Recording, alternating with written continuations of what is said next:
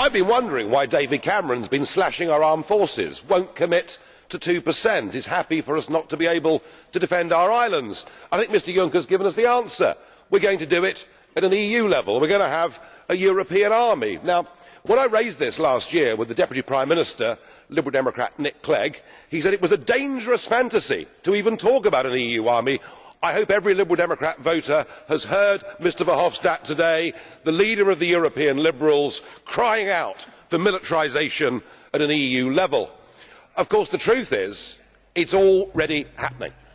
We already have a European Defence Agency.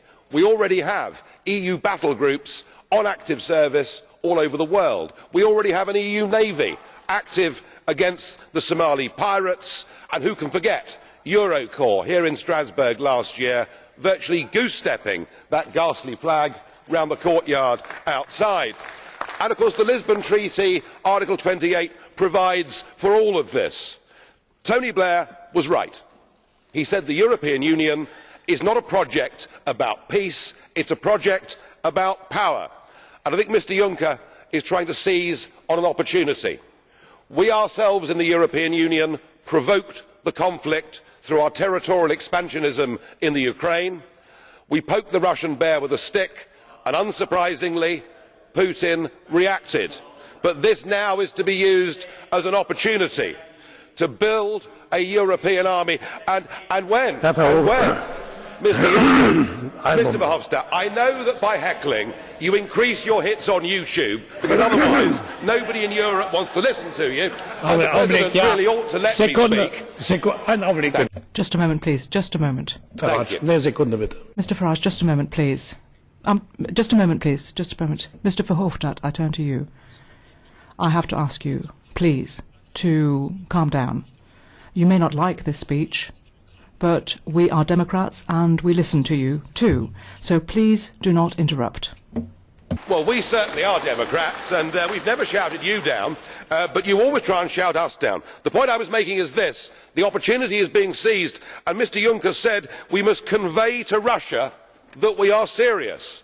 Who do you think you are kidding, Mr Juncker? We do not want any part of an EU army, and I doubt the rest of the peoples of Europe do either. Thank you. Well, it's a bit of fun. So, Herr Farage. Thank you, Mr Farage. You've exhausted your speaking time. We extended it even. Now, Mr Verhofstadt, we've brought him back to reason. However, Ja gut, Vernunft ist immer eine Definition. Well, reason is a question of definition, I suppose. But anyway.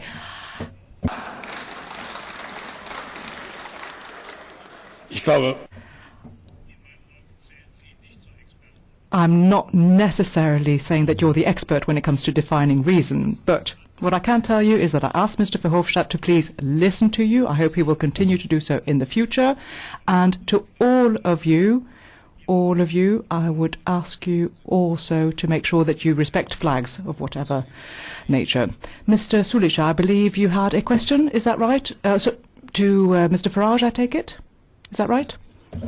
In fact, I would like to ask Mr Farage, what do you think that we should have to do, Mr Farage, when Russia, for example, is supporting with the most modern armaments, you know, the separatists?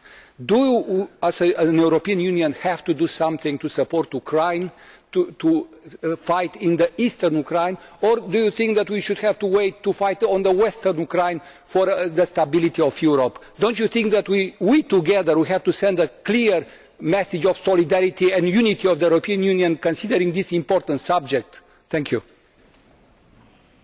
Speech. We, through our territorial ambitions, provoked the overthrow of an albeit corrupt but democratically elected leader in the Ukraine. We have provoked this crisis. Now the question you ask is, what do we do from here? I was in this chamber at the time when Libya was attacked. I heard the Liberals and the Greens screaming, frothing at the mouth, for us to bomb Libya, for us to become militarily involved, because we believed that would make things better. My view, sir, is if you look at Afghanistan, if you look at Iraq, if you look at Libya and you look at the attempt to back the rebels in Syria, many of whom have now morphed into ISIS, we see that our recent foreign military interventions have made things worse, not better.